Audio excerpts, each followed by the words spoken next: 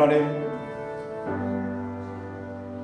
저희들이 주님 앞에 모두 주의 이름을 자백합니다.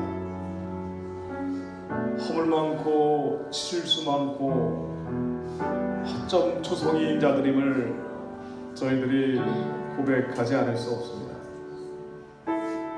하나님이 기도로 이 나라 세워주시고 여기까지 축복해 주셨는데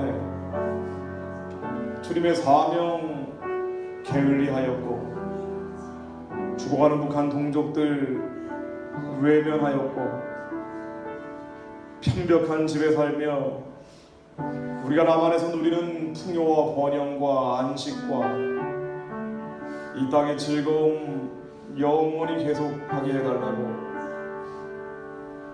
우리는 그저 하나님의 뜻을 구하는 것이 아니라 나의 욕심과 욕망을 채워달라고 간구했던 주의 이름을 자백합니다.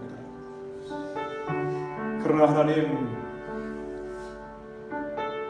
저희 안에 주님이 오셔 좌정하시고 예수의 피로 깨끗게 하시어 저희를 구원해 주셨음에 감사드립니다. 저희들은 감히 주님의 보좌 앞에 나갈 수 없지만 예수 그리스도 피에 의지하여 나가오니 하나님, 이 자리에 주님의 영광 임하여 주시어 우리의 죄를 깨끗게 하시고 하나님 앞에 높아졌던 모든 이론과 이데올로기와 예수 그리스도를 대적하여 높아진 생각의 짐들이 모두 십자가 앞에 낮아지게 하옵소서. 하나님 아버지께서 지금까지 무한한 은혜를 주셨던 것처럼 하나님, 저희들 은혜 가운데 품어주시어 마지막 때 예수님 오실 길을 예비하는 선하고 기쁘고 온전하신 주님의 뜻 이룰 수 있도록 하나님, 저희들을 사용하여 주옵소서. 우리의 힘으로 능으로 우리는 바늘 하나 옮길 능력이 없으나 우리가 하나님께 속하였고 또 세상을 이기었나니 우리 안에 계신 이가 세상에 있는 이보다 크심을 믿습니다. 우리 안에 있는 예수 그리스도가 세상의 어떤 권세자들보다 크신 분임을 믿습니다. 우리 안에 예수 그리스도가 모든 흑암과 어둠과 사탄의 진보다 크신 분임을 믿습니다. 예수 그리스도의 이름으로 하나님, 선하신 계획을 회방하고 방해하는 저 견고한 진들을 파쇄하는 기도의 자리가 되게 하옵소서. 주님 기름 부어 주옵소서. 예수 그리스도 이름으로 기도했습니다. 제가 한국 상황을 길지 않게 요약을 해드리려고 합니다. 한국 상황의 위기가 뭐냐, 여러 가지 이야기들을 하고 있지만 설마 얘기하는 분들도 있고요. 자, 그러나 일단 인정해야 될 것은 뭔가 하니 한국은 체제가 바뀌고 있습니다. 이 유럽식 좌파, 유럽식 복지 모델 정도로 가고 있는 거 아니냐라고 얘기하는 분들도 있어요. 그러나 그렇지 않죠. 한국은 자유민주주의와 시장경제 한미동맹, 대한민국을 유지하는 가장 근본적인 가치라고 얘기합니다. 코어 밸류라고 얘기하죠. 보수주의라는 것은 이 코어 밸류를 지키는 거거든요. 기득권을 지키는 것은 수구라고 얘기를 하죠. 이 핵심적인 가치가 흔들리고 있기 때문에 위기라고 이야기하는 것입니다.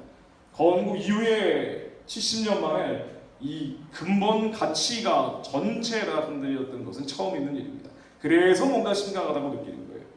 근데 많은 사람들은 설마 얘기를 하고 정말 그런 근본적인 체제 위기가 된다면 국민들이 가만히 있지 않을 것이다 라고도 얘기를 합니다. 자, 그러나 실제로 벌어지고 있는 일들 앞에서 국민들은 느끼지 못하고 있어요. 언론과 방송과 미디어 때문이겠죠. 제일 먼저 한국의 위기가 되고 있는 것은 자유민주주의가 흔들리는 것이죠. 여기 계신 분들은 아마 다 이해하고 어떤 면에서는 전문적인 식견도 가지고 계신 분들이 많습니다. 자, 잠깐 정리하는 수준에 불과합니다. 이런 이야기들은요. 자유민주주의 기본 질서를 더욱 확고히 하라고 헌법에 나와 있는데 지난해 지방선거 과정에서 개헌을 하겠다라고 여당에서 추진했었는데요. 국회의원 3분의 2가 아직 안 되기 때문에 개헌이 실제가 되지 못했습니다. 그러다 아마 이번 총선 4월 15일 선거 이후에는 개헌을 하겠다라고 지금 다시 공언하고 있죠. 근데 지지난해 개헌을 하겠다고 하는 핵심적인 내용이 뭐였는 거 아니? 자유민주적 기본질서, 이 자유민주주의에서 자유를 떼겠다고 하는 거거든요. 이미 시도되고 있는 내용들이고, 이게 교과서 안에 들어가서 지난해 말에 교과서 집필 기준 시안을 보면 자유민주주의를 떼버렸죠. 그러니까 한국의 핵심 가치를 자유민주주의, 시장경제, 한미동맹 이 세 가지를 들고, 여기에 기독교인들 입장에서는 기독교 입국론 네 가지를 첨가하는 것이 일반적인데, 그러니까 자유민주주의가 흔들거리고 있는 건 사실이에요. 교과서에 이미 있던 자유민주주의를 빼는 이유가 뭐냐는 거예요. 물론 프랑스나 영국의 민주주의라고 되어 있지 자유민주주의라고 되어 있지는 않다라고 교과서 해외 사례를 인용하곤 하지만, 그런 나라들은 원래 17세기부터 민주주의라고 불러왔던 거고요. 우리는 자유민주주의라고 되어 있던 걸 굳이 자유를 떼는 것은 자유가 아닌 다른 민주주의로 가는 거 아니냐라는 의혹을 받기에 충분한 거죠. 자유가 아닌 민주주의가 뭡니까? 북한과 중국이 자유가 아닌 민주주의죠. 조선민주주의인민공화국인데 자유민주주의가 아닌 거예요. 한반도의 유일 합법 정부가 대한민국이라는 것도 교과서에서 빠졌고요. 북한의 세습, 도발, 인권 이런 문제 다 빠졌습니다. 자유민주주의의 가장 중요한 내용 중에 하나가 또 뭔가 아니에요. 삼권분립입니다. 우리가 초등학교 때부터 배우는 자유민주주의는 어떤 한 권력기관에 권력이 집중되면 안 된다는 거예요. 체크 앤 밸런스라고 하죠. 견제와 균형을 하는 겁니다. 행정부, 입법부, 사법부가 서로 견제와 균형을 하도록 되어 있는데, 이 견제와 균형의 원리가 깨어지고 있습니다. 그래서 행정부의 권력이 집중되고 있어요. 이 심해지면 독재라고 부르는데, 지금도 독재냐 아니냐 가지고 논란이 있지만 어쨌든, 자, 사법부는요 행정부와 다르게 분리되어 있고 서로 견제와 균형을 해야 되는데, 사법부가 행정부에 의해서 사실상 좌지우지되는 거 아니냐라고 평가받고 있습니다. 대법원도 그렇고 헌법재판소도 그렇고요. 친여 성향이라고 하죠. 이른바 진보 좌파 성향의 법원 조직에 의해서 판사들이 편향적으로 구성이 되고 있습니다. 대법원 같은 경우는 현 대통령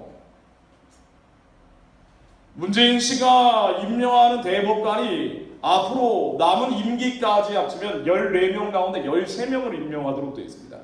지난 정부 때 박근혜 대통령은 5명 달랑 임명했었거든요. 대법관이 14명인데 이 중에 5명을 임명했었는데, 아니 이게 어쩌다가 뭐 탄핵이 되고 시기가 겹치다 보니까 희한하게 겹쳐버렸어요. 하나님이 이거 허락하시니까 이거 되는 겁니다. 이렇게 세팅하기도 어렵습니다.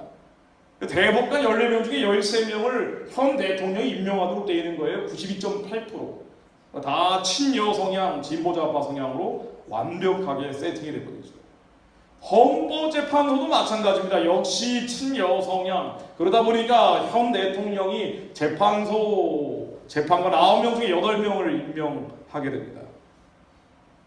1심, 2심, 3심 들어가면은요, 어떤 한쪽으로 편향되게 판결이 나올 구조가 만들어져 버렸다는 거죠.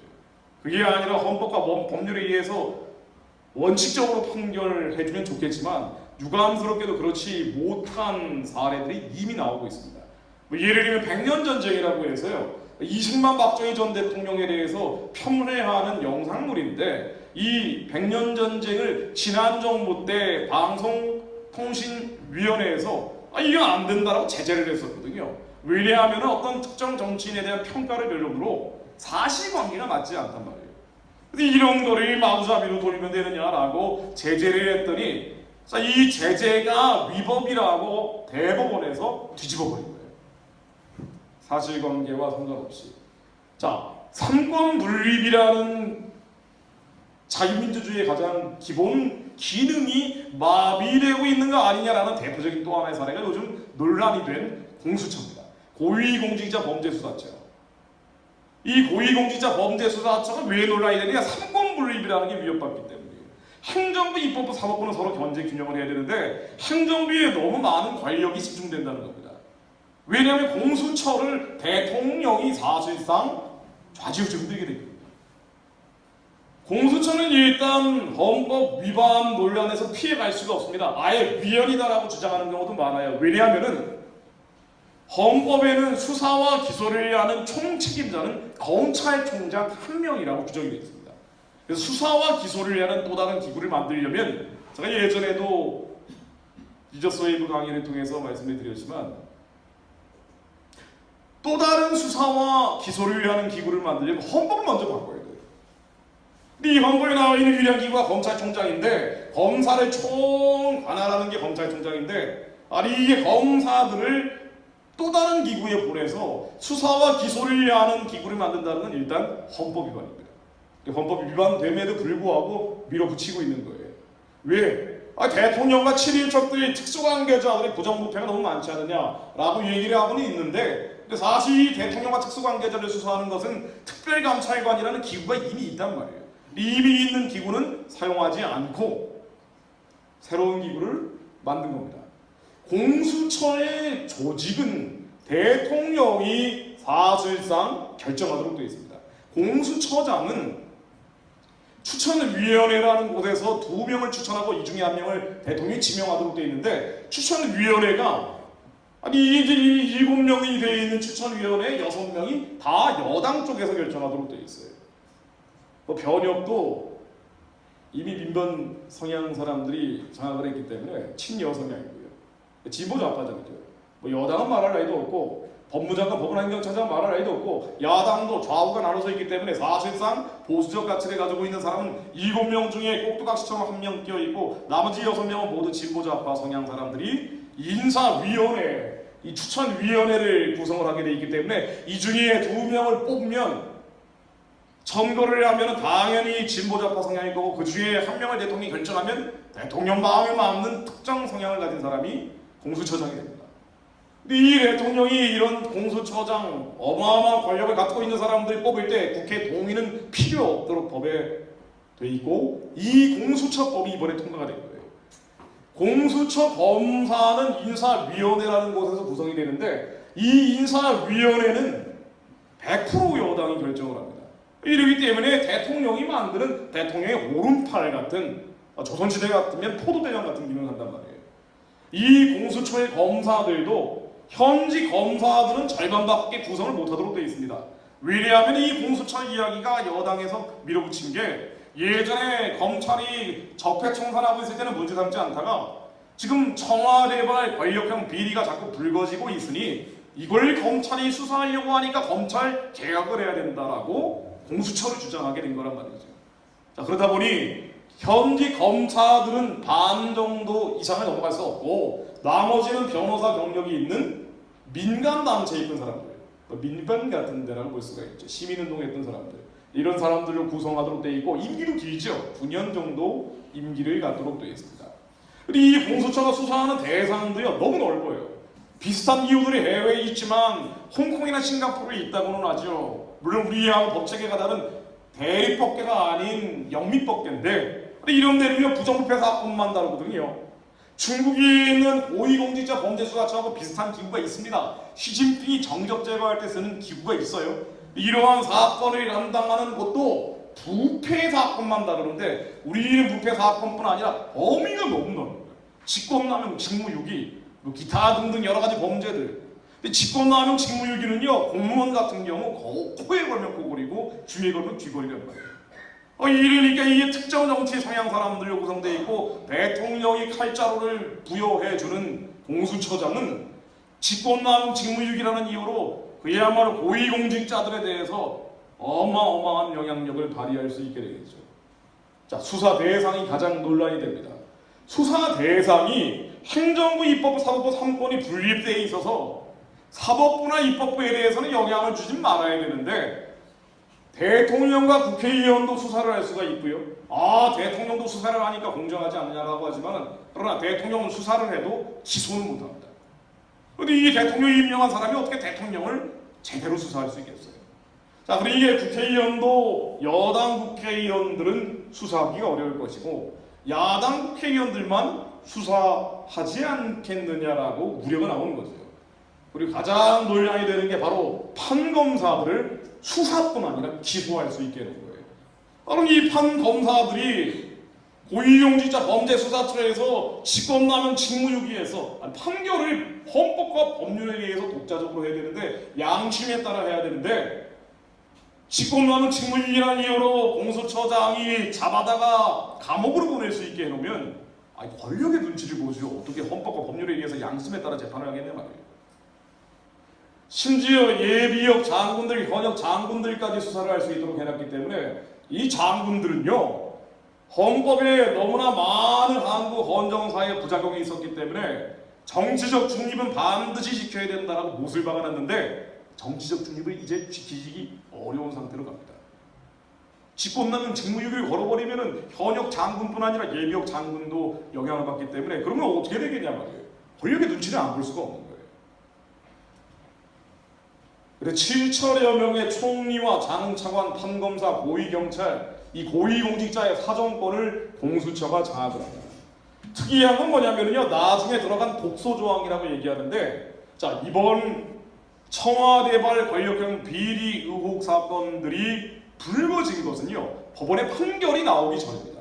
조국 전 법무장관 사건이라든가 유재수 사건이라든가 아직 판결은 나오지 않았지만 사실관계가 드러나니까 언론에 폭로된 거예요.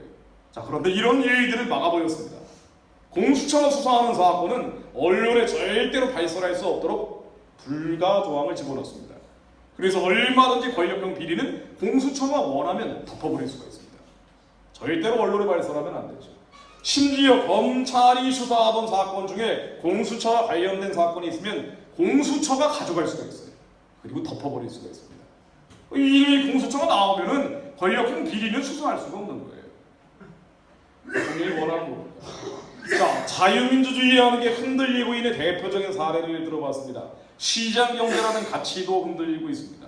경제가 나쁜 건 어제 오늘 일이 아닌데 이 경제가 나쁜 상황에서 특이한 사인 두 가지만 짚어볼까요? 국민연금이 지난해 말에 주주권을 행사하는 가이드라인을 의결을 했습니다. 이게 무슨 얘기일까요? 국민연금은요 정부란 말이죠. 700조 원 정도의 기금을 가지고 있는데 이 국민연금이 투자해놓은 회사들이 많습니다. 상장 기업만 300개가 넘습니다. 그런데 지금까지는 투자만 했지 그래야지 기업이 발전하기 때문에 자율적 경영에 맡겨놨는데 이제는 국민연금이 회장, 사장이 마음에 안 든다고 하면은요 주주권을 행사해서 끌어들일 수 있는 거예요. 그럼 이 기업들이 권력의 눈치를 봐야 될 거 아니에요. 서울시장께서는 올해 신년사로 어마어마하고 담대한 계획을 발표했습니다. 부동산 국민 공유제. 이런 얘기가 나와도 국민들은 무슨 일이 벌어지는지 전혀 감을 못 잡는단 말이에요. 부동산 국민 공유제가 뭘까요? 토지 공유제예요. 토지 공유제가 뭡니까? 북한이 토지 공유하잖아요. 중국이 토지 공유하잖아요. 인민들은 사용권만 갖잖아요. 이거로 가겠다는 식이에요. 기금을 크게 만들어가지고 시정부, 행정부에서 토지를 사들여서 부익부 빈익빈을 막기 위해 시민들과 국민들에게는 사용권만 주는 방향으로 가겠다는 거예요. 이미 추미애 법무장관도 중국식 토지공유제가 합리적이지 않느냐라고 얘기한 바가 있습니다. 감히 피조물이 조물주의 토지를 사고 파는 것은 건방진 게 아니냐라는 얘기까지 했어요. 자, 그러면은 이런 방향으로 하면 어떻게 될까요? 좀 뜬금없이 들리실지 모르지만 교회가 무너져 버릴 겁니다. 왜 그러냐면요, 신앙의 자유라는 것은 소유의 자유를 전제로 합니다. 왜냐하면 자유의 가장 중요한 항목이 소유권이에요. 이 소유권이 부정되면요 신앙의 자유라는 것은 존재한 적이 없어요. 그래서 이 소유권을 부정하는 사회주의 공산주의가 되기 시작할 때 반드시 교회가 무너진다고요. 자기의 소유가 인정되지 않는 사회에서는 신앙의 자유라는 건 인정된 적이 없어요. 그래서 신앙의 자유의 전제는 소유에 있습니다. 그리고 이 소유의 전제는 토지의 소유에 있습니다. 그래서 성경에서는요, 일관되게 처음부터 마지막까지 토지는 각자 소유하도록 돼 있지 토지를 공유하라는 얘기는 한 적이 없어요. 그래서 이 토지를 소유하는 것을 전제로 소유권을 인정을 하고, 이 소유권이 인정된 것을 전제로 신앙의 자유를 갖도록 해놓은 거예요. 근데 이 중세 천년을 지나면서 이런 원리가 희석돼 버리니까 루터 깔빈 같은 종교개혁가들이 나와서 이거 봐라, 중세 천년 암흑 시대는 토지를 공유하고 소유를 부정하니 신앙이 박탈된 적이 너무나 많다. 우리는 각자의 소유를 인정하고 토지를 각자 소유할 수 있도록 해야 된다. 이것이 바로 자연질서다라고 깔뱅이 이름을 붙였습니다. 그래서 근대 자본주의는 종교개혁 이후에 나왔단 말이에요. 근데 이 현재 한국이 뜬금없이 엉뚱한 방향으로 가기 시작하는 거예요. 한미동맹이라는 자유민주주의 시장 경제를 유지시켜주는 틀거리도 흔들흔들거리고 있습니다. 지금 한국에서 벌어지는 일들이에요. 우리 단편적으로 보면은 뭐지 하면서 클립 맞추기 바쁘지만 이것을 모아보면은 큰 그림이 바뀌고 있는 거예요. 북한은 도발을 계속합니다. 이번 정부 5년 중에 절반밖에 안 채웠는데 북한 미사일 발사 건수만 22번을 넘어섰어요. 북한이 미사일을 22번 날렸는데 지난 정부 때는 5번밖에 안 날렸죠. 도발 건수가 훨씬 더 늘고 있는데 대통령이 하는 얘기는 뭐냐면은요, 북한을 포용해야 된다는 얘기만 일관되게 하고 있습니다. 정부 관계자들 역시 북한의 미사일 발사가 안보에 위중한 위협이 되지 않는다. 심지어 언론 보도에 따르면은요, 우리도 미사일 실험을 자주 하기 때문에 북한의 비난에서는 곤란하다는 얘기까지 한다는 거예요. 북한의 미사일이 22번 날아갔고, 심지어 지난해 말에 북한이 한 얘기는요, 김정은이 회의석상에서 이런 얘기를 했다 그러죠. 새로운 전략 무기를 만들겠다. 이게 뭐 ICBM 같은 새로운 도발을 이야기하는 것인데 이런 식으로 나온다 그래도 우리는 별 관심이 없습니다. 그리고 국회의원들 절반이 결의안까지 냈어요. 개성공단과 금강산 관광 제재를 풀어야 된다. 아니, 금강산 관광 개성공단이 뭡니까? 1년에 1조 원 이상씩 북한에 현찰을 주는 캐시박스를 주는 거 아니에요. 미국은 북한을 어떻게든 제재를 해서 압박을 해서 봉쇄를 해서 어떻게든 핵무기 미사일을 폐기시키려고 하는데 우리는 계속 문제가 안 되고 도와야 된다라고 얘기하니까 결과적으로는 어떻게 되는 거 아니에요? 한미 관계가 틀어지는 거죠. 중국에 대한 시각이 미국이 충돌하고 있습니다. 미국은 중국하고 한판 붙을 작정이에요. 거의 그런 식으로 나갑니다. 왜냐하면 얘네들은 사회주의 공산주의고 자유민주주의하고는 같이 가기가 어렵다는 거예요. 그래서 안 되겠다라고 선을 긋고 있는데 백악관 홈페이지에는요, 중국은 사실상 적국이라고 아예 홈페이지에 올려놨어요. 근데 우리는 중국에 대해서 뭐라고 얘기하냐면요, 중국 사람은 당연히 우리가 선거에 대한 사람들이죠. 영적으로 말이에요. 그러나 이들이 잡고 있는 어둠과 호감해진 공산주의 사회주의 체제는 사람을 노예로 만들어버리는 거거든요. 그래서 이 영적인 어둠에 대해서는 대적해야 되는데 분별을 못하는 거예요, 우리가. 그래서 지난해 말에도 대통령이 뭐라고 얘기했냐면요, 시진핑 주석의 중국 몽에 대해서 리더십을 경의를 표한다. 중국 몽이 뭡니까? 중국의 꿈인데 1대1로라는 겁니다. 1대1로라는 게 중국의 꿈, 중국 꿈이라는 것은요, 중국식 제국주의예요. 중국식 패권주의입니다. 이거를 전 세계에 퍼뜨리겠다라는 게 1대1로인데 1대1로 막으려고 미국이 동맹국들 다 동원해서 이 아시아 태평양 지역에서는 지역 안보라고 하는 새로운 안보기구까지 만들어놨단 말이에요. 우리 여기에 참여한다 안 한다 계속 왔다 갔다 스탠스를 이상하게 취하다가 오히려 중국의 1대1로에는 적극적으로 참여하기로 한 거예요. 북한도 적극 참여한다는 얘기는 안 했어요. 중국몽에 대해서는 중국 사람들이 이룰 것이라고 기대한다라는 정도는 얘기했습니다. 우리는 너무 적극적으로 나가면서 문명의 동반자다라는 표현까지 연쇄적으로 나오다 보니 중국을 보는 시각, 북한을 보는 시각, 한국, 미국이 충돌하는 겁니다. 지난해 여름에는 대통령 측근이라고 하는데요, 여당의 싱크탱크에서 중국 공산당과 교류하기로 협약을 맺었죠. 뭘 중국 공산당과 교류하려고 하는지 모르겠지만 2017년에는요 중국 사드 문제를 가지고 중국이 아주 트집을 잡고 난리를 쳤습니다. 이 사드라는 건 북한의 핵미사일 날라올 때 우리가 대응해서 막으려고 하는 방어적 무기란 말이에요. 근데 이 사드를 배치하니까 중국이 문제로 삼은 거예요. 왜냐하면 중국은 사드 자체가 문제가 아니라 이걸 통해서 한미 동맹을 깨기 원한단 말이에요. 한반도에서 미군이 나가버리기를 원한단 말이죠. 중국이 하도 흔들어대니까 우리가 세 가지 약속을 했습니다. 앞으로 사드 추가 배치 안 한다. MD라고 해서요, 미사일 방어 체제라는 게 있습니다. 미사일 디펜스라고 해서 미국이 중국, 북한 미사일이 맞겠다라고 하는 아시아의 방어선 만들어 놓은 게 있는데 여기는 절대로 참여 안 한다고 했어요. 아니 그럼 우리가 살려면 참여해야 됩니다. 그리고 세 번째 약속, 이게 좀 심각하죠. 한미 군사 동맹에 참여하지 않는다. 이게 삼불 약속이라고 합니다. 이거 중국한테 해준 거예요. 한미 군사 동맹에 들어가지 않는다. 이 약속을 2017년 10월 달에 하고 나니까 그 다음에 어떤 일이 벌어졌느냐? 작년에 한참 시끄러웠던 취소미아 사건이 터진 거예요. 미국이 북한과 중국의 핵 미사일을 막기 위해서 한국, 일본이 군사 정보를 교류해 달라고 부탁을 했어요. 당연히 28,000명 주한미군과 20만 주한미국인을 지키려면 적어도 북한과 중국의 핵미사일에 대해서는 한국, 일본이 정보 교류를 해야 된단 말이에요. 근데 이게 삼불 약속을 해놓으니까 한미 군사 동맹 안 하겠다라고 중국한테 약속을 해놓으니까 뜬단지같이 이 취소미아를 우리가 깨버린 거예요. 이러니까 이제 한미 동맹이 거의 벼랑 끝으로 간다라는 평가까지 나온 겁니다. 그러다가 잠깐 또 유예를 했죠. 이 과정에서 같은 시기에 취소미아 파기하고 번복하는 일이 되풀이되는 과정에 한국, 중국은 국방 교류 협력을 추진하기로 약속을 합니다. 중국은 중국 공산당 군대예요. 원래 우리는요 헌법과 국가와 즉 국민을 지키는 군대입니다. 이 북한의 군대는요 김정은을 지키는 군대예요. 중국 군대도 중국 공산당 군대이기 때문에 시진핑을 지키는 군대입니다.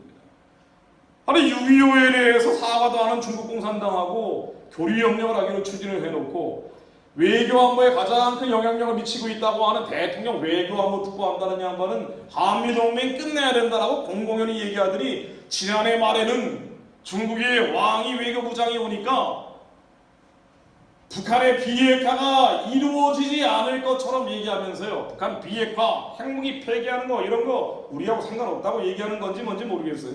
그러면서 주한미군이 철수하면 중국이 한국의 핵 무산 밑으로 들어가면 어떻게 되냐는 얘기를 했습니다. 한미동맹 정리하자는 얘기예요. 한미동맹은 와해되고 있죠.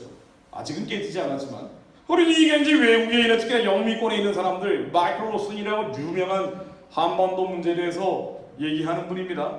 자, 이 양반이 한 얘기 2020년 중반, 올해 중반이에요.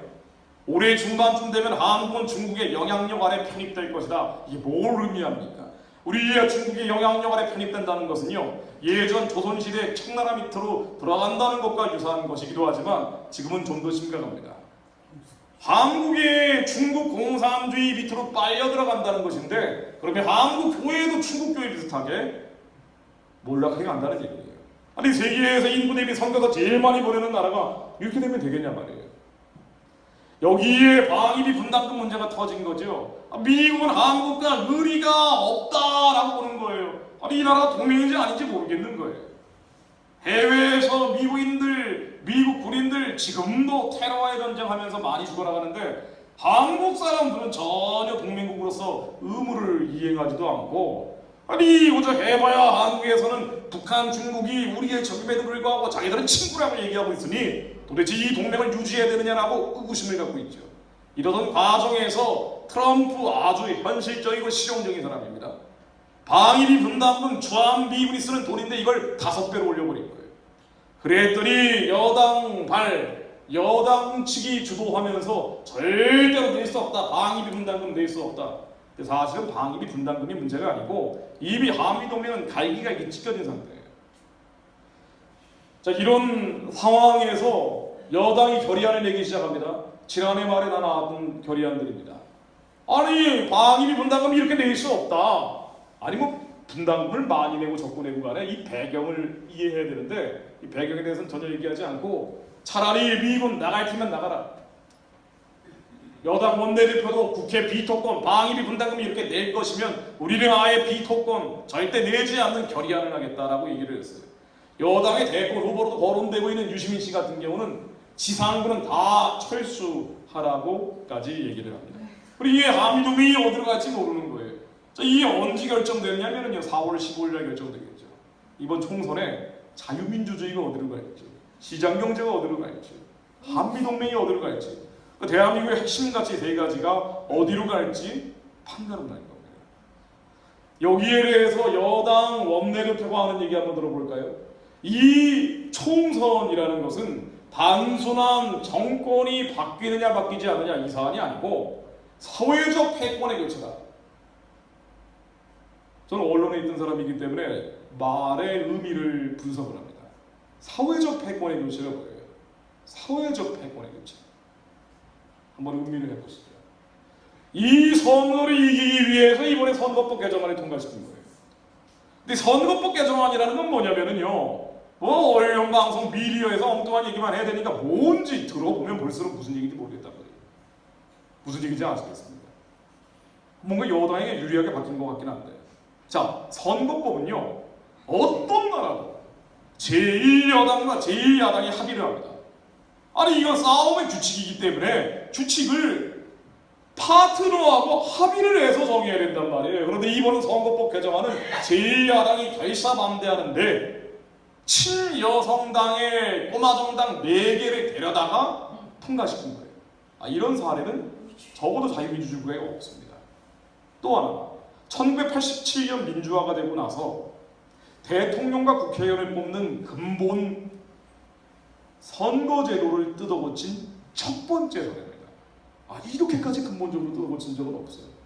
그래서 연동형 비례대표를 만든다고 하는데 쉽게 결론만 말씀드리면요, 범여권, 진보 좌파 성향의 범여권이 어떠한 선거를 치러도 절대 과반수 밑으로는 내려갈 수 없게 만들어놨어요. 과반수 이상으로 국회를 구성하도록 해놨습니다. 뭐 이거는 어떤 선거가 치러져도 앞으로 마찬가지입니다. 자, 실제 여론은 어떻게 될까? 이 총선에 대해서 여론은 어떻게 될까? 누구를 지지하든 반대하든 간에 저는 누구를 지지해라 반대하라 얘기하고 있지는 않습니다. 자, 그런데 이 선거가 어떤 방향으로 치러질까 예측을 해보면요, 아주 흥미로운 여론조사가 3일 전에 나왔습니다. 이른바 보수 매체라고 하는 조선일보보다 훨씬 오른쪽에 가 있는 걸 문화일보라고 평가를 합니다.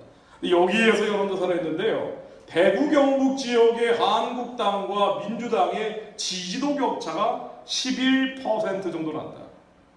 그러니까 한국당이 민주당보다 앞선다는 거예요. 그렇구나.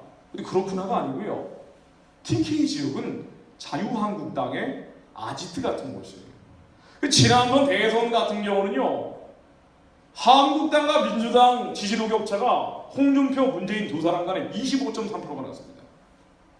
지난번 지방선거 때도 13.5%가 났습니다. 근데 이번에는 조국 전 법무장관 사건이라든가 유재수 사건이라든가 별의별 권력형 의혹들이 계속 비리로 터지고 있는데 이러한 악재에도 불구하고 한국당과 민주당의 격차가 줄어들었다는 거예요. 왜 이런가 하고 봤더니 문재인 대통령이 뭔가 문제가 있다고 생각하는 여론은 늘고 있는 건 사실인데, 그래서 태극기 집회도 나오고 광장에 사람들이 몰려들고 있는 것도 사실인데 이 여론이 자유한국당으로는 가지 않더라는 거예요. 그래서 부동층으로 나오고 있고, 특히나 20대에서 40대 2040 세대 같은 경우는 자유한국당에 대한 거부감과 적대감이 훨씬 더 높아집니다.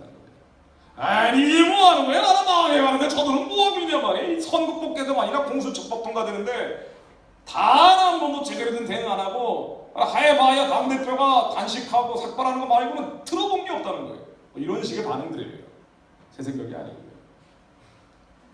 그래서 선거가 어떻게 되겠느냐,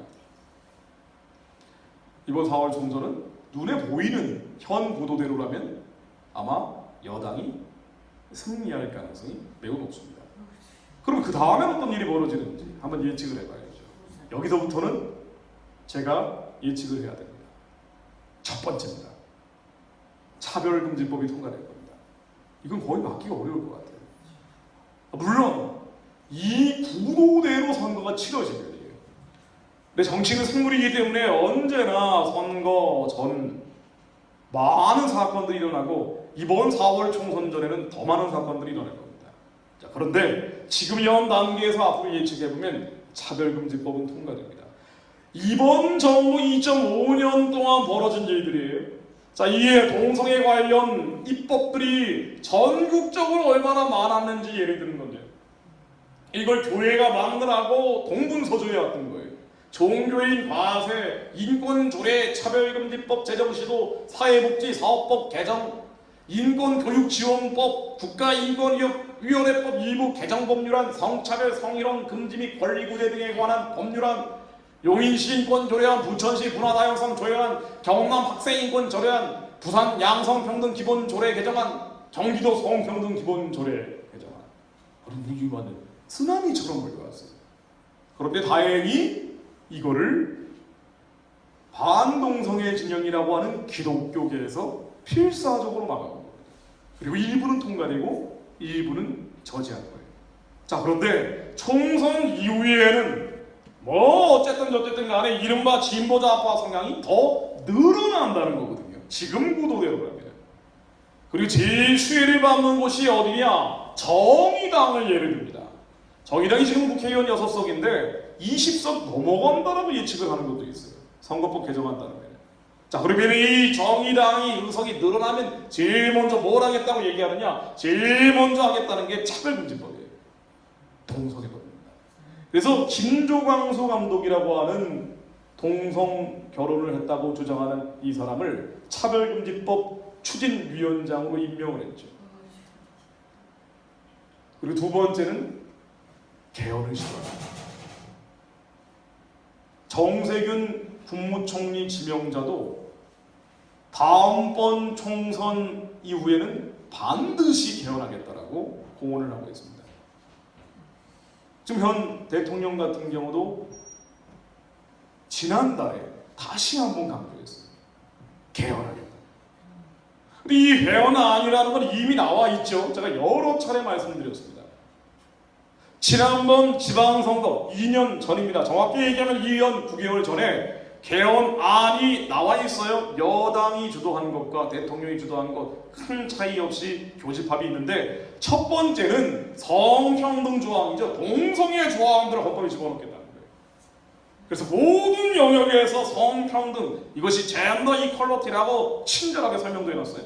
이 젠더 개념을 헌법에 집어넣겠다는 겁니다. 그럼 어떻게 되느냐? 모든 영역에서 성평등, 이건 남녀평등이 아니란 말이에요. 이 섹스라는 개념이 아니고 성평등, 젠더라는 개념은 사회학적 성이라고 해서 수많은 사회학적 성들이 다 인정해야 된다는 개념이란 말이죠. 그러면은 이 동성애라는 것이 헌법에 들어가 버리는 거예요. 그 다음에는 4738개의 법률과 명령을 다 바꿔줘야 됩니다. 헌법에 이게 들어가기 때문에. 어떤 나라도 헌법에 젠더 개념을 집어넣는 나라는 없는데, 아니 세계에서 인구 대비 제일 많은 선교사 보내던 한국이, 가장 경건하고 거룩한 기독교 국가라고 불리던 한국이 아시아 유일한 동성 합법 국가가 됩니다. 결혼 제도를 바꿉니다. 양성평등에 기초한 결혼 제도를 성평등에 기초한 결혼 제도를 바꾸겠대요. 이것 말고도 성평등 개념이 또 들어가 있는데요. 대표적인 거 3개 뽑아놓은 겁니다. 양성평등이죠. 당연히 결혼제도는 남자 여자가 평등해야 된다라는 건 전제가 돼 있는데, 아니 그런데 양자를 빼고 성평등, 즉 젠더 이퀄러티에 기초한 결혼제도를 바꾸면 그 다음엔 어떻게 되겠냐 말이에요. 친절하게 이것도 설명이 되어 있습니다. 다양한 결혼제도를 인정한다고 되어 있어요. 동성결혼을 포함한. 국민의 기본권을 사람의 기본권으로 바꾼다고 되어 있죠. 자, 그래서 국민이 아닌 외국인 불법 체류자도 기본권을 주고, 즉 투표권 같은 것을 주고, 이 경우에 200만 명 가까운 외국인들, 그 중에 100만 명 정도는 조선족들인데, 이들의 인품이나 인격이나 종교와 상관없이 중국 공산당의 영향을 받기 때문에 친중국 공산당 정당이 나오게 됩니다. 시장 경제로 되어 있던 한국의 경제 체제도 건드리겠다고 합니다. 사회적 경제도 바꾸겠대요. 사회적 경제. 이 사회주의 경제라는 것을 탑재해버리면 어떻게 됩니까? 한국이 북한과 중국을 조금 더 닮아가게 되겠죠.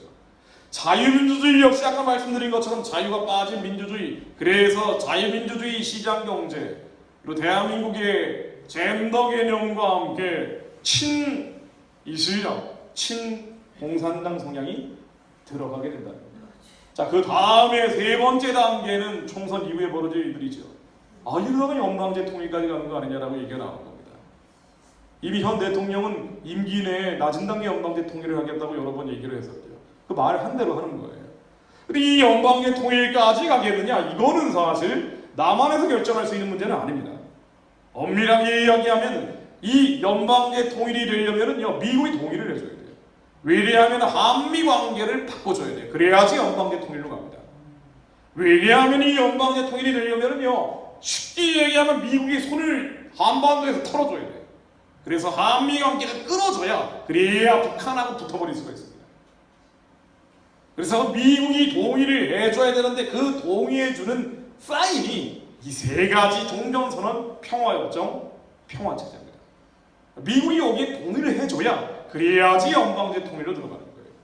왜 그런 거 아니? 이 종전선언, 평화협정, 평화체제는 북한의 정치 용어 사전에 명확하게 규정되어 있는 것처럼 이 세 가지는 주한미군 철수와 한미동맹 해체이기 때문이에요.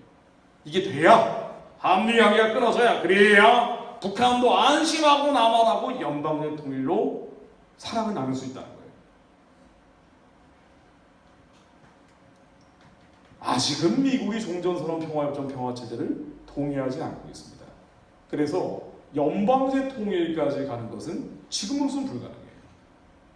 그러나 우리의 헌법을 바꿔버리고 체제를 바꿔버리고, 아니 미운 놈들 다 나가버려라, 국회에서 결의안 내버리고 종전선언, 평화협정, 평화체제에 임의로 맺어버린 다음에 그 다음에는 연방제 통일로 들어갈 수도 있겠죠.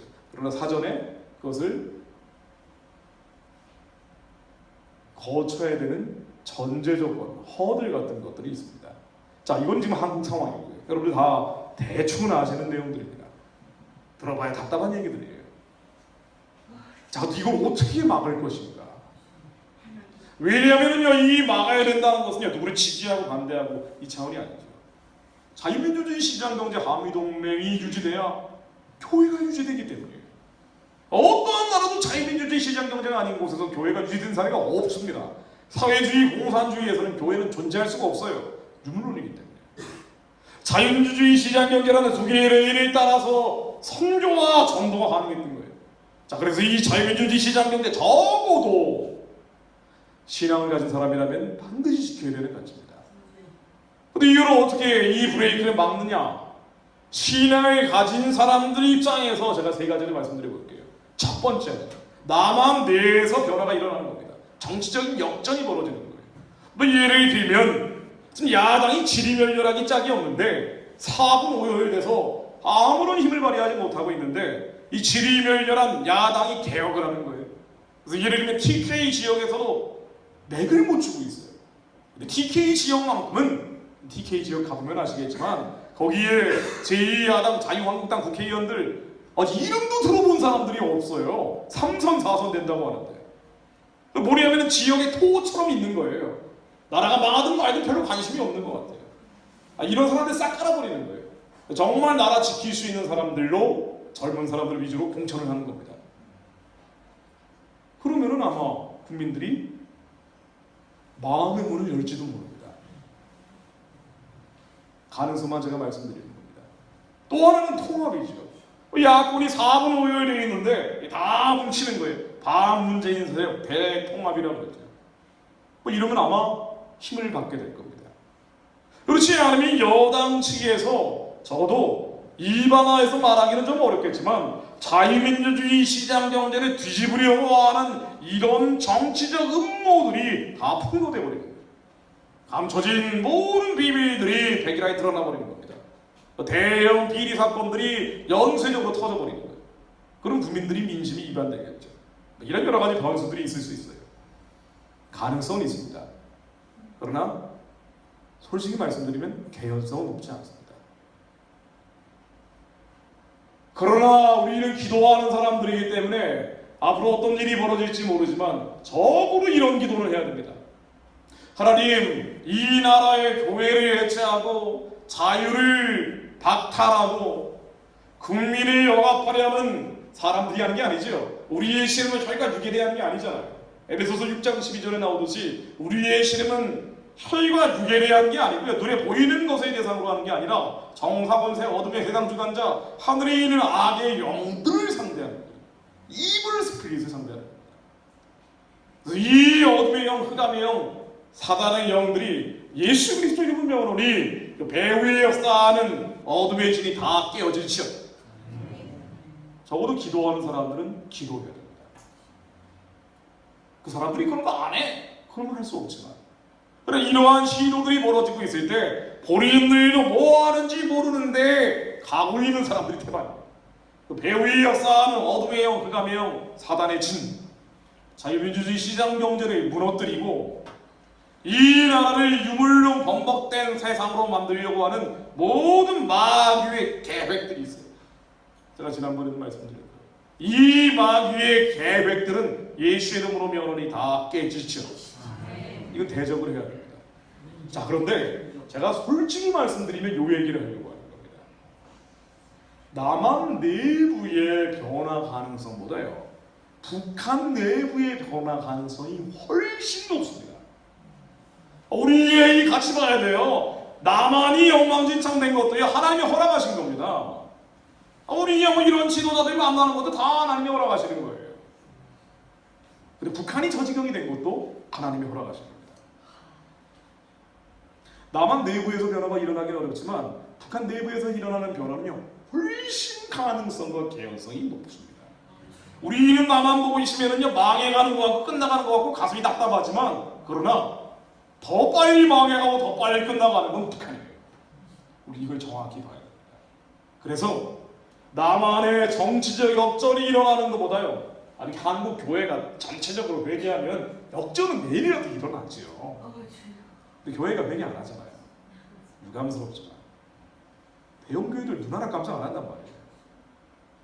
뭐 나라와 민족을 위해 기도한다 그러면은 근심의 영 갖지 마십시오, 뭐 이런 얘기만 한단 말이에요. 그러니까 변화가 일어나기는 어려운 거예요. 그럼에도 불구하고 남은 자들이 있다는 겁니다. 그럼에도 불구하고 의인 10명이 남아있다는 거예요. 그럼에도 불구하고 과부의 눈의 똥을 언감하며 하나님의 마음에 합한 기도를 올려드리려는 사람이 있다는 겁니다. 그럼에도 불구하고 나의 이해관계와 상관없이 하나님의 마음에 따라서 훈련받고 있는 청년들도 있다는 겁니다. 이런 사람들이 있기 때문에 한국이 만만한 나라가 아니라는 거예요. 그래서 남한 내부 변화보다 북한 내부의 변화 가능성 훨씬 높습니다. 왜 그러냐면요, 김정은의 유고라고 적어놨는데요, 이런 상황의 브레이크가 어디서 나올 수 있느냐? 평양에서 봄바람이 불어올 가능성이 많습니다. 김정은이 암살에 당할 수도 있고요, 병사할 수도 있고요, 아니면은 추방당하거나 망령 갈 수도 있습니다. 왜 이런 가능성들이 많냐면요, 북한이 망해가서 그래요. 끝나가서 그렇습니다. 지난 9년 동안 김정은이 권력 잡고서 차관급 이상 인사되면 170명을 죽였다는 거예요. 공포정치가 아니라 사륙정치예요. 다들 겁에 벌벌벌 떨고 있는데, 그래도 특권층들이 죽어가면서도 참았던 이유가 뭐냐면요, 아유 좀만 버티면 그래도 유행 제재도 풀리고 우리도 쌀밥에 고깃국 먹을 거 아니야 라는 기대감을 김정은이 줬기 때문이란 말이에요. 그런데 지난 2016년 이후에 유엔의 제재가 5번이 걸려서요, 지금 달러가 딸딸 떨어질 뿐이에요. 완전히 깡통차기 직전까지 올렸다는 거예요. 근데 북한은요, 남한보다 어떤 면에서는 달러, 외화가 더 필요한 것입니다. 남한보다 더 그래요. 왜 그러냐면 남한의 외환위기 터진다 그러는데 북한의 외환위기는 훨씬 더 가능성이 많다, 개연성이 높단 말이에요. 왜 그러냐면 북한은 군대가 117만 명이나 됩니다. 남한은 군대보다 3배 가까이 많아요. 애들 사고 치지 말라고 중학교 때부터 징집해서 117만 명을 군대에다 가둬놨는데, 아니 애들 사고 치지 못하게 하려면 훈련을 시켜야 돼요. 또 훈련시키려면요, 기름이 있어야 됩니다. 기름이 100% 달러를 가지고 외국에서 수입하는 거예요. 그런데 수입이 안 되는 거예요. 훈련을 못 시켜요. 그러니까 군인들이 훈련 안 하고 사고 치러 돌아가요. 탈영병 비율이 북한에서 10%가 넘어선 지 오래됐어요. 아니 이 11만 7천 명 정도가 도망가 있는 거예요. 군인들이 소집하면 아니 갑동이 개똥이는 없어요. 어디 갔니 그러면 식량 구하러 갔다는 거예요. 이게 지금 북한군 사정이에요. 게다가 북한 군대를 유지하려면 또 필요한 것이 음식이죠. 이 음식이 식용유로 튀겨 먹는 것들이 많다는 거예요. 이 식용유가 100% 수입산이에요. 날라가 있어요. 그리고 얘들한테 튀김 요리를 먹이질 못해요. 계란 후라이 하나 해주질 못합니다. 그리고 세 번째로 필요한 게 군복 그리고 텐트 치는 피혁 제품들입니다. 이것도 100% 수입이에요. 날라가 필요해요. 이러니까 못 입히고 못 먹이고 못 훈련시키니까 애들이 엉망진창이 돼 있는 거예요. 그래도 참고 또 참고 아니 이래도 장군님이 언젠가는 한번 대박을 터뜨려준다라고 참아온 거예요. 차관 그 170명이 살해당하면서도 참아온 겁니다. 그런데 이 신하는 미국 정상회담 한다고 베트남 하노이에서 만났잖아요. 기차 타고 김정은이 56시간을 달려갔어요. 이래가지고 제재를 풀어줄 줄 알고 트럼프하고 만났는데 트럼프가 김정은 너 사랑해 라고 얘기를 하면서 제재를 하나도 안 풀어준 거예요. 그리고 56시간 기차 타고 다시 돌아온 겁니다. 김정은이 있던 그 방 근처로 아무도 가지를 못했다는 거 아니에요. 지나가다가 총에 맞을까봐. 진짜 하는 얘기입니다. 북한 엉망진창이에요. 이 달러가 조금만 더 떨어지면은요 군대가 안 참습니다. 조금만 더 제재가 들어가면 북한은 안에서 터져버려요. 쿠데타가 나든 모반이 일어나든 정변이 일어나든 암살을 하든 차라리 내가 김정은한테 제거당하기 전에 차라리 내가 김정은한테 제거해서 미국한테 1등 공신되는 게 낫지라는 생각을 한단 말이에요. 우리 지금 나만 보고 망해간다 끝나간다 얘기하지만 그렇죠. 우리 탓입니다. 한국 교회가 부패하고 타락하고 너무나 잔인할 정도로 이기적으로 갔기 때문이에요. 그런데 또 하나 생각해야 될 것은요. 한국이 사명이 많은 나라다 보니 사단의 공격이 심한 거예요. 여러분 한국이 아무리 엉망진창이지만 그래도 자기를 죽여가면서 나라와 민족을 위해 기도하고 있는 프로테이지로 따지면요. 전 세계 어떤 나라들보다 한국이 압도적으로 없다고 저는 자신 있게 얘기했어요. 너무 그렇게 상황 보고 절망하실 필요는 없어요. 우리가 낙관할 필요도 없지만 절망하는 것도 하나님 주신 마음은 아닙니다. 여러분 선교지 가면은요. 제가 오전에도 미국 기독교 단체 대표분들 정말 훌륭한 분들 만났지만 제가 미국 가서 미국 기독교인들 보면은요. 정말 나이스합니다. 예의 바르고. 근데 한국 기독교인들하고는 차이가 있어요. 호주 뉴질랜드 가도 마찬가지더라고요. 한국 사람들 뭐 기도하라 그러면 부르짖고 난리 나잖아요. 그런 기도하지 않죠. 아주 점잖고 나이스해요. 선교지에서 순교하는 사람들은요. 한국 사람밖에 없습니다. 마지막 때 예수님 오시려면은 한국 사람들을 써야 돼요. 미국 사람들이 가장 많은 선교사를 보내고 있지만 그러나 언더우드 아펜젤러 모페 선교사처럼 140년 전 조선을 뒤바꿔서 대한민국으로 만들어냈던 그 위대한 희생과 헌신을 했던 주님의 종들이 미국에 그렇게 많지 않습니다. 아직. 그러나 아직 한국에는 남아 있습니다. 우리가 이걸 정확히 봐야 됩니다. 그래서 하나님이 남한 엉망진창으로 가도록 허락하셨지만 북한은 더 빨리 망해가고 더 빨리 끝나가고 있어요. 유일의 제재가 올해까지만 계속돼도 2020년 12월까지만 계속돼도 김정은은 완전히 깡통 찬다는 거예요. 북한 전문가들이 하는 얘기입니다. 김정은이 돈이 떨어져 버리면 그 다음에는 특권층들이 먹여 살릴 수도 없고 그 다음에는 무슨 일이 벌어질지 알 수가 없다는 거예요. 그래서 어떻게든 이 제재와 압박과 봉쇄를 풀어보려고 김정은이 발악을 하면서 마지막 배팅을 하는 게 미사일가 있어요. 그래서 이번 정부 2.5년 동안 어떻게든 공갈 협박해서 제재를 풀어보려고 22번이나 날렸어요. 김정은이 꼬깃꼬깃 꾸겨놨던 쌈짓돈 꺼내서 다 쓰고 있는 겁니다. 이제 깡통 차는 거예요. 그래서 유엔 제재가 조금만 더 계속되면요, 김정은을 못 버팁니다. 그 결과 2020년 4월 15일 총선을 김정은도 목매어 기다리는 거예요. 급전이 올 수 있는 곳이 유엔 제재가 안 풀리니까 한국인 거예요. 개성공단 금강산관광이라도 풀어야 돼. 남한에서라도 뽑아내야 돼. 근데 우리의 이 개성공단 금강산관광 통해서 돈을 주려면 미국하고 관계를 끊어버려야 돼요.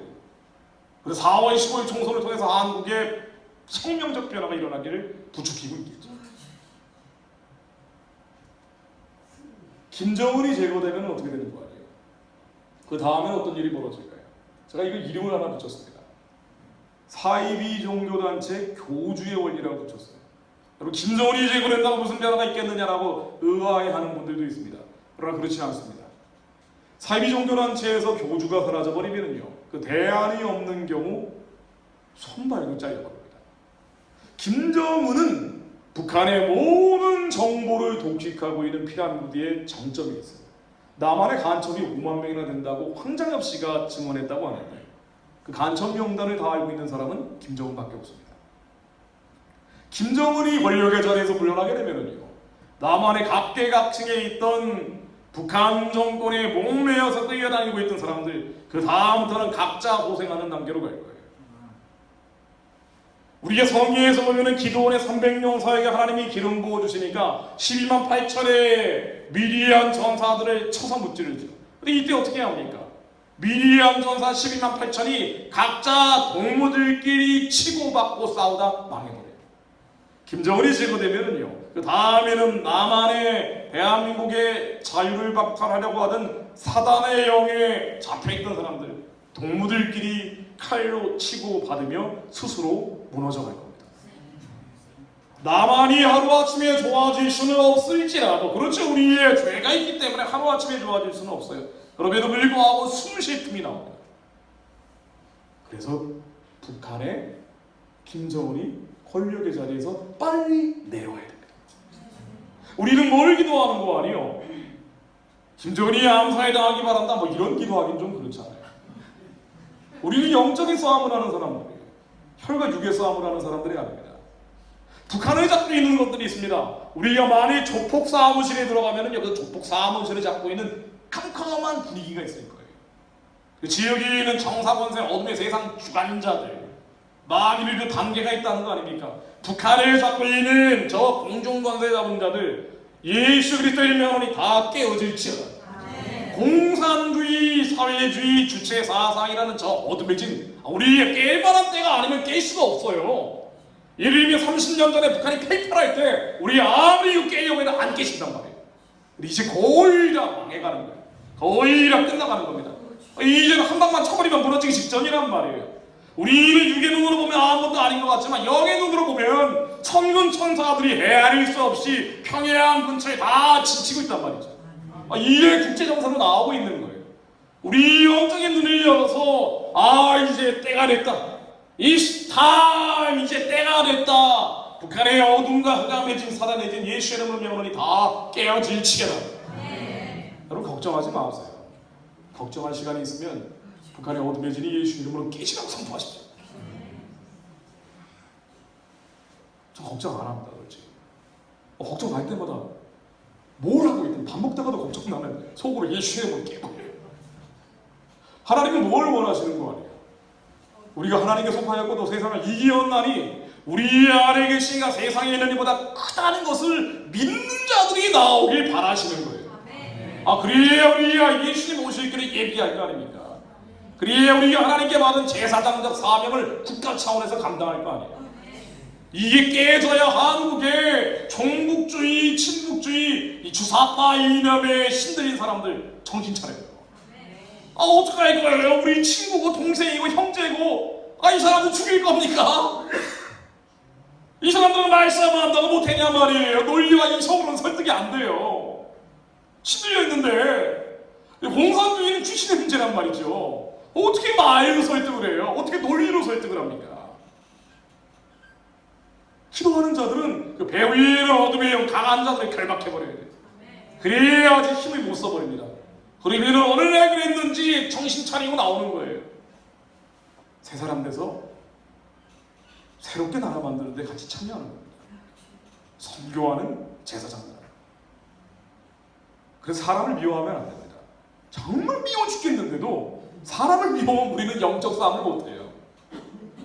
문머신갱이 너무 미워하지 마시고, 우리 사람 뒤에 역사하는 어둠과 흑암과 사단의 진, 예수 그리스도님 명하노니 다 깨어질지어다. 우리는 선포해서 역사를 하나님의 손에 올려드려야 돼요. 그리고 또 하나의 변수가 있습니다.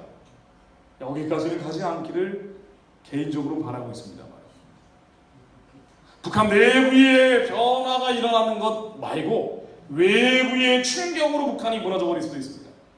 미국이 북폭하는 거예요. 이것은 사실은 개연성과 가능성이 높지 않습니다. 그런데 북폭도 다양하단 말이죠. 이번에 이런 사건에서 확인된 것처럼 솔레이만이라고 해서 이런 군부 지도자를 드론이라는 것으로 폭격해서 날려버렸다는 거 아니에요. 아니, 그런데 지난번 미국 회담 2번 하면서 미국 군사 정보 관계자들이 김정은의 안면인식 정보들을 다 가져가 버렸대요. 무서운 나라죠. 드론이 폭격하려면 그게 다 있어야 된다는 거예요. 그러니까 유사시에 뭘 할 수 있는지 옵션 A, B, C부터 Z까지 다 만들어 놓고 있다는 겁니다. 이걸 언제 할지는 버튼은 누르진 않았지만 할 수 있다는 가능성만큼 열어보고 있다는 거예요.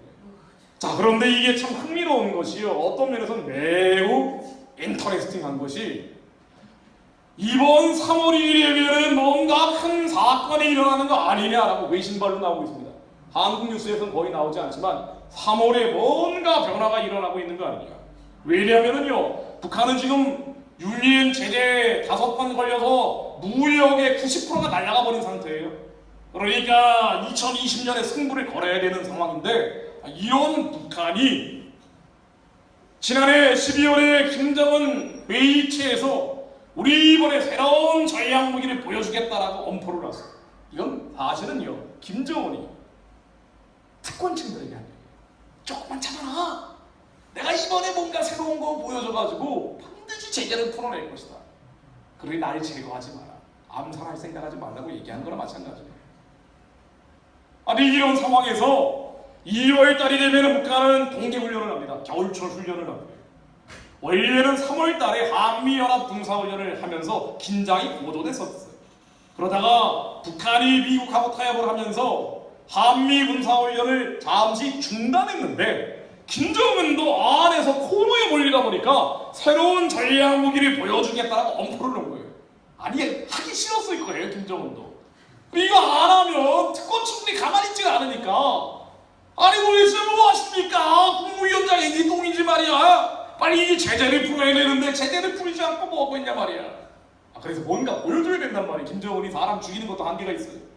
이래서 나 이번에 뭔가 보여주겠다라고 말은 해놨는데 미국이 만만치가 않은 거예요. 미국 국방부 장관이 만일 북한이 저런 식으로 나가면 한미 군사훈련 재개하겠다라고 얘기했습니다.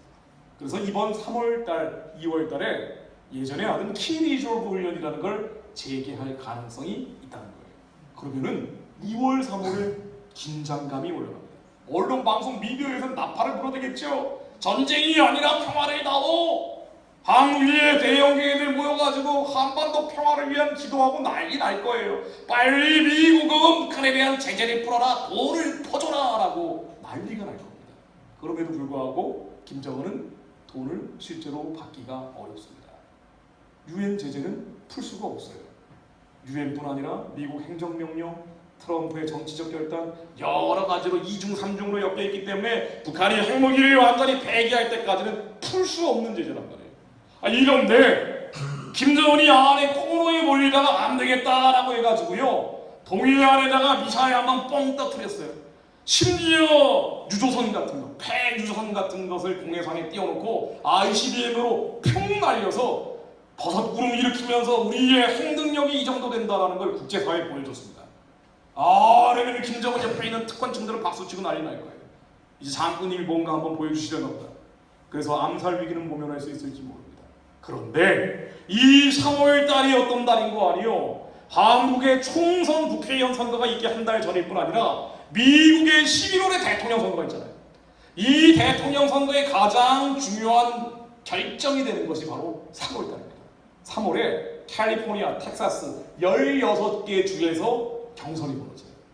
북한이 만일 조금이라도 도발을 하게 되면은 민주당 대선 후보 그리고 민주당 입장에서는요 공화당 트럼프에게 비난의 화살을 마구 날리게 될 거예요. 네가 만만하게 보이니까 이렇게 나온다. 이게 대선 국면에서 걸려버리면 트럼프는 가만히 넘어갈 수도 없는 겁니다. 선거에서 이기려면 김정은한테 먼저 보여줘야 돼요. 솔레이만이 제거하듯이 북한에 드론을 쏠 수도 있습니다. 이게 3월 격변설이라고 예측되는 것들입니다. 외신발로 나오고 있는 것들입니다. 여러분 무슨 일이 벌어질지 아직은 예측할 수가 없습니다. 어떤 방식이든 2020년이 격변의 해인 건 맞아요. 자, 우리는 뭘 기도하는 거 아니에요? 우리는 혈과 육의 싸움을 하는 게 아니고요. 힘과 능력으로 하는 게 아니고요. 그 배 위에 있는 어둠, 흑암, 사탄의 영체들을 상대로 하는 겁니다. 하나님, 한국교회가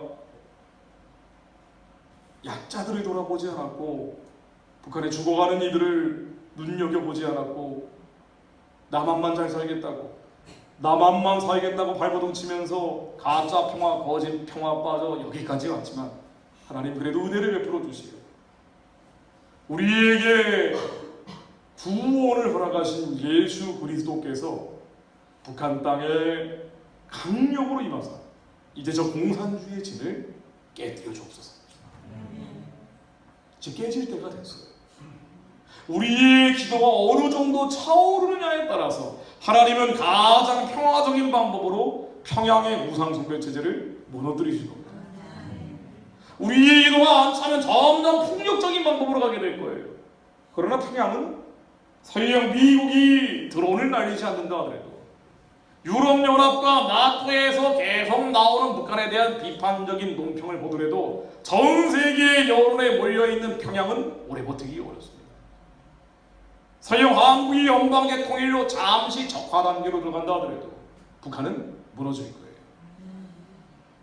우리는 배 위에 있는 흑암의 영, 어둠의 영, 저 사단의 진을 향해 북한 농포들의 고통이 하루라도 더 연장되지 않도록 하루빨리 하나님 이들이 수년 내에 이루어지는 것이 아니라 수, 달 내에 이루어질 수 있도록 하나님 남한의 자유민주주의 시장 경제가 무너지기 전에 하나님 평양의 우상숭배 체제를 하루빨리 무너뜨려 주옵소서. 저 공산주의, 사회주의, 주체주의의 영들이 남한까지 귀신 떼거리가 몰려오고 있는데 하나님 예수의 이름을 명하노니 다 한반도에서 떠나갈지어다. 우리가 더 하나님께 부르짖는 만큼 하나님은 더 하나님 마음에 합한 방식으로 평화적인 방식으로 해결하실 것입니다. 사실 가장 좋은 건 김정은이 어디 스위스라도 망명 가는 거예요. 평생 스위스 초콜릿이나 먹고 거기서 살라는 거예요. 더 이상 사람들 죽이지 말고.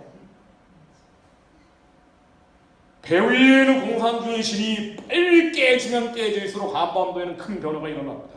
우리는 정확한 기도를 하나님께 정확하게 올려드리는데 허공을 치는 것 같은 김정은 회개하는 이런 기도 이제는 할 때가 아니고요. 이제는 북한 뒤에 있는 공산주의의 진, 주체주의의 진, 남한까지 몰려오는 이 어둠과 흑암의 진 예수의 이름으로 명하노니 다 깨어질지어다. 이 기도를 선포해야 됩니다. 이제 망할 때가 됐어요. 끝날 때가 됐기 때문에 우리의 이 기도를 하기 위해서는요 정말 먼저 해야 될 게 있습니다. 우리의 부르짖음이 하나님 마음에 합하기 위해서는 역대하 7장 14절에 나옵니다. 하나님이 죄를 사하고 땅을 고치시려는 전제 조건이 있어요. 내 이름으로 일컫는 내 백성이 그 악한 길에서 떠나 스스로 겸비하고 기도하여 내 얼굴을 구하면 내가 하늘에서 듣고 그 죄를 사하고 그 땅을 고칠지라. 하나님이 죄를 사하고 땅을 고치기 위해서는 우리의 죄를 자백해야 합니다. 하나님 우리의 죄가 뭘까요? 왜 한국이 이렇게까지 위로 몰리고 있습니까? 왜 한국의 자유민주주의 시장경제 한미동맹이란 기본 틀거리가 근본부터 흔들거리고 있습니까? 왜 교회가 해체 국면까지 가고 아니 이제는 차별금지법이 아니라 차별금지 헌법이 튀어나오게 생겼냐 말이에요. 왜 이렇게 됐냐 말이죠. 그래서 제가 계속 말씀드리는 내용이에요.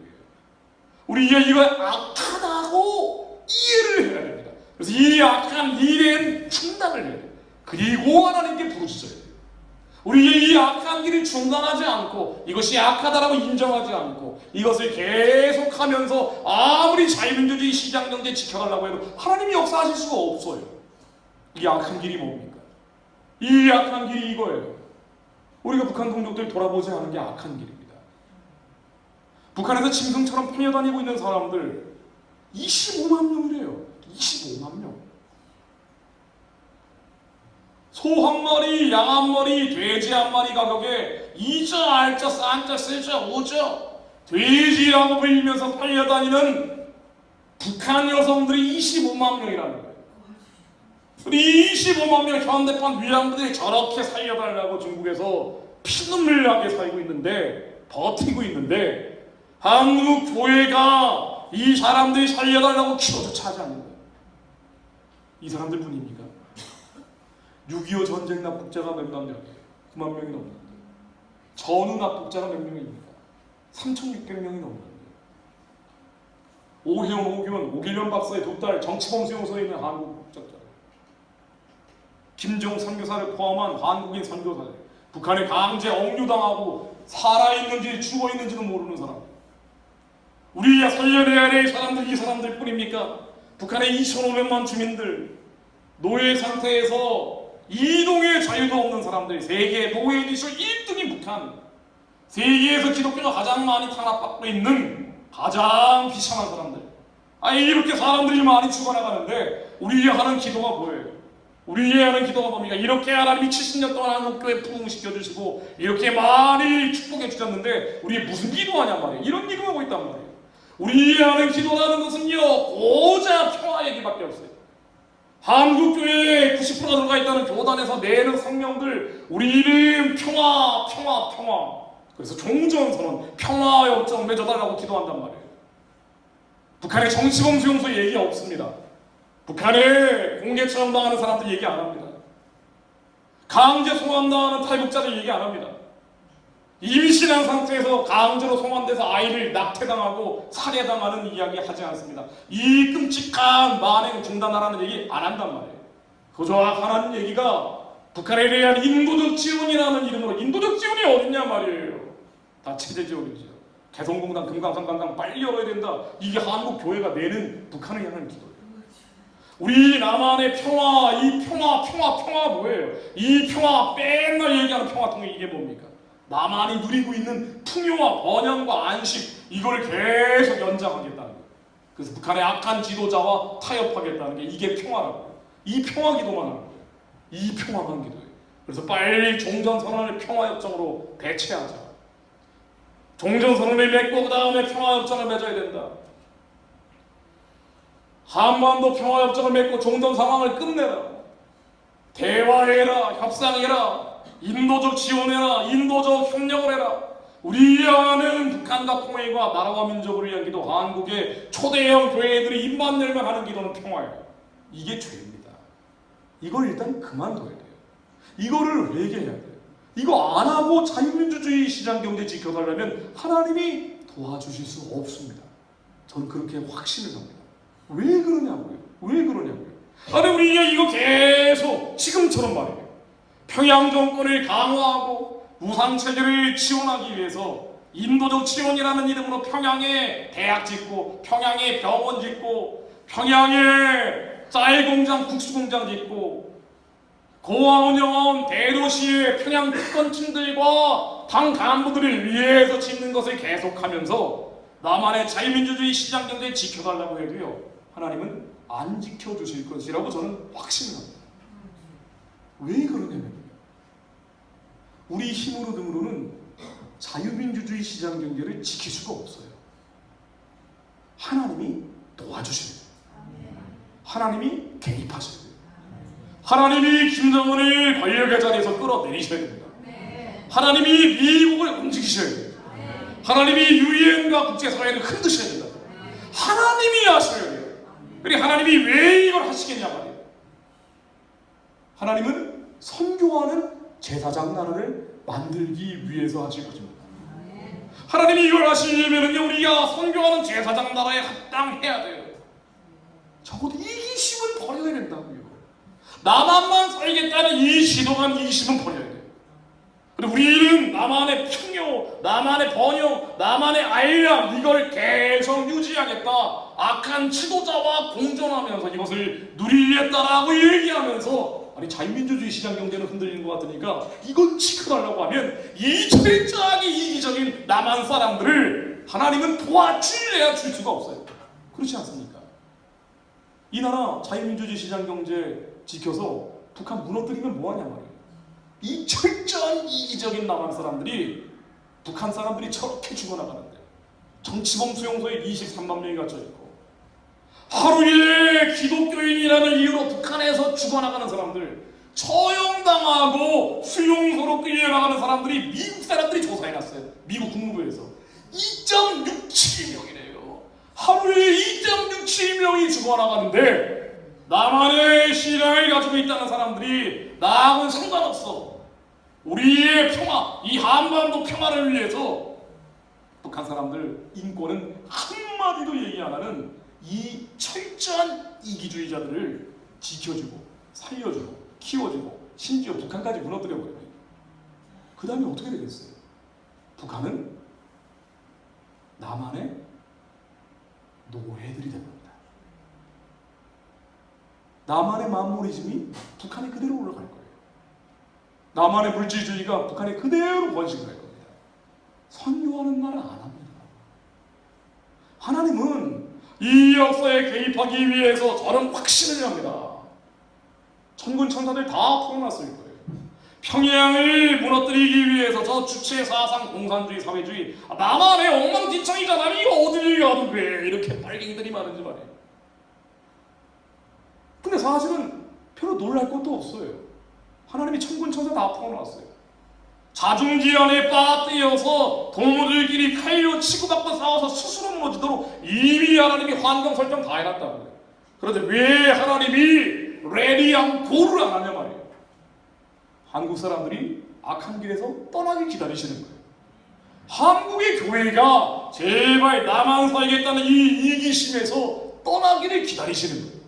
한국 사람들이 적어도 북한에 죽어가는 자기 동족들만큼은, 아니 미국 사람들도 저렇게 북한 사람 살리겠다라고 기도하고 있는데, 한국이 이렇게 기도한다는 사람들이 저 많은 2,500만 동족들이 노예 상태로 버려져 있는데 눈 하나 깜짝 않고 있는 이 각박하고 완악한 심장을 깨뜨리길 기다리신다.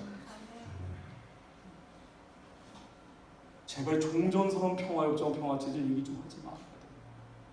평화통일, 이 말도 안 되는 평화통일 얘기하지 마십시오. 우리는요 평화적인 복음통일을 얘기해야 돼요. 우리는 평화적인 자유통일을 얘기해야 됩니다. 복음과 자유가 빠져버린 평화는 악한 지도자하고 타협하겠다는 거로 통용되고 있단 말이에요. 우리는 악한 길에서 떠나 하나님 저 어둠의 진이 빨리 무너져 달라고 기도해야 됩니다. 우리는 북한의 체제 지원이 되고 정권 지원이 되는 이 인도적 지원이라는 위장수, 아니 인도적 지원이 어딨냐고요. 평양에 병원 지으면 누가 쓰냐 말이에요. 평원에 대학 지으면 누가 쓰냐 말이에요. 우회적인 체제 지원이 되고 정권 지원이 되고 고아원을 짓는다고 중국의 건설업자들 데려다가 고아원 지었다라고 한국 돈으로 수십억 돈을 결제해줘봐야 중국의 건설업자들은 오지 않습니다. 이 돈은 모두 다 평양에 노동당 39호실로 직접 송금이 됩니다. 그래서 핵무기 미사일 개발 자료가 북한 지하 기독교인들 죽이는 데 사용됩니다. 이게 왜 인도적 지원이에요? 북한이 아무리 쌀 공장, 국수 공장 만들어봐야 쌀과 국수는 북한의 사치품이에요. 북한의 영양제입니다. 19살 미만의 아이들이 43%가 영양실조인 곳이 북한이에요. 여기에 쌀 공장, 국수 공장 만들어 놓으면 고아들이 와서 먹겠냐 말이에요. 아니죠. 북한의 군인들만 117만 명인데 군인들 먹여야 돼요. 모두 직접 쌓아들고 군인들 중에 훈련된 20만 특수부대로 갑니다. 이게 무슨 인도적 지원이에요? 한국교회가 이거 하고 있어요.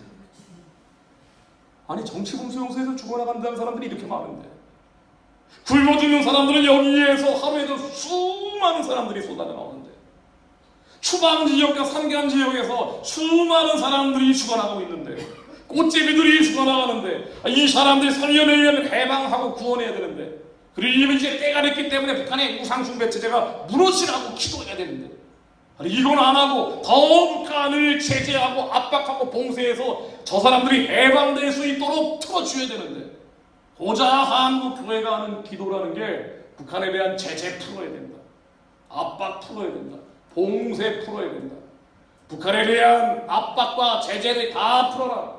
2013년도 11월달 WCC 부산총회에서 한국교회가 결의한 내용들이에요. 이 기도하고 있다고요. 이분들이 진보자들이어서 소위 빨갱이들이어서 이 결의안 게 아니에요. 절반 이상은 보수파들입니다. 그런데 이기적인 거예요. 남한에서 누리고 있는 자기들의 풍요와 번영과 안정을 계속하기 바라는 거예요. 죽어가는 북한 사람들은 보지 않는 거예요. 그러니까 이렇게 되는 겁니다. 하나님이 자유민주주의 시장경제를 지키시려는 거예요. 이 땅의 자유를 지켜주시고 교회를 지켜주시려면 우리는 악한 길에서 떠나야 돼요. 악한 길에서 떠나야 돼요. 이 악한 길은 뭐냐면 우리의 이기심입니다. 북한 사람들이 주권 사회건 상관없다는 우리의 철저한 이기심입니다. 한국이 이 지경이 된 것은 북한을 내버렸기 때문에 북한 주민들을 죽도록 내버려뒀더니 하나님이 남한도 망하는 길로 몰고 가시는 거예요. 뒤집어 얘기하면 남한이 사는 거예요. 북한 주민을 살려내는 데 있습니다. 왜냐하면 그게 하나님의 뜻이기 때문에. 우리 하나님의 뜻을 행하는 자들이지 우리의 욕심을 구하는 게 아니에요. 우리의 기도는 새벽에 기도하고 철야에 기도하고 주의하는 이 기도는요, 우리의 문제를 해결하기 위해 기도하는 게 아닙니다. 기도는 그게 아니에요. 기도는 하나님의 뜻이 하늘에서처럼 이 땅 위에 이루어져 달라고 기도하는 거예요. 우리 하나님의 뜻, 우리 안에 계신 성령님이 주시는 이 감동과 찔림이 실제가 되게 해달라고 기도하는 거예요. 우리의 욕심과 욕구와 욕망을 해결해달라고 기도하다가 이 부족과 결핍이 채워지지 않으면 이걸 다시 하나님한테 해결해달라고 하는 게 기도가 아니고 이것은 위기기도죠. 긴급기도예요. 우리의 기도의 본질은 우리가 하나님께 받은 이 사명과 비전과 미션들을 하나님 이루어달라고 기도하는 거예요. 한국은 북한 열고 만주 열고 중국을 자유화하고 민주화하고 복음화해야 되는 사명을 가진 나라입니다. 하나님, 이제 이 사명이 이루어질 수 있도록 북한의 공산주의가 멀어지게 하옵소서. 하나님, 만주로 가는 선교의 길이 열리게 하옵소서. 하나님, 꿈을 잃어버린 남한의 청년들, 청소년들이 복음 들고 자기의 달란트 따라서 북한을 재건하는 자들이 되게 하옵소서. 하나님, 이들이 살려낸 북한 사람들과 함께 이제는 열방에 복음 전하는 자들이 되게 하옵소서. 하나님, 주님께서 이것을 우리에게 주셨으니 하나님이 이것을 이루어 주옵소서. 우리의 이기심, 이 철저한 이기심. 청년들이 데리고 제가 2월에 미국 가면 뭘 하겠습니까? 왜 갈까요? 우리 이기심 버리는 훈련을 하는 겁니다. 실질적으로 무슨 도움이 되겠어요? 저는 무슨 도움이 되고요? 청년들은 무슨 도움이 되겠습니까? 미국에 놀러 가는 것도 아닌데. 그러나 하나님이 주신 감동, 그 찔, 하나님이 주신 그 사명, 이걸 위해서 자기를 죽이는 연습을 합니다. 그리고 십자가를 잠시라도 지려보는 연습을 합니다. 한국이 선교하는 제사장 나라가 되려면요, 수많은 사람들 일어날 수도 없어요. 자기를 부인하고 십자가를 지는 사람들, 하나님의 찜과 감동과 사명감을 가지고 자기의 이익과는 상관없는데 이게 하나님이 시킨 일이기 때문에 그 길 따라가는 사람들, 이런 사람들이 이 의인들이 일어나면 그 사람들이 아펜젤러 언더우드처럼 북한을 새롭게 만들 거예요. 이 사람들이 만주도 새롭게 만들 겁니다. 그들과 함께 열방을 새롭게 만들 겁니다. 기도하겠습니다.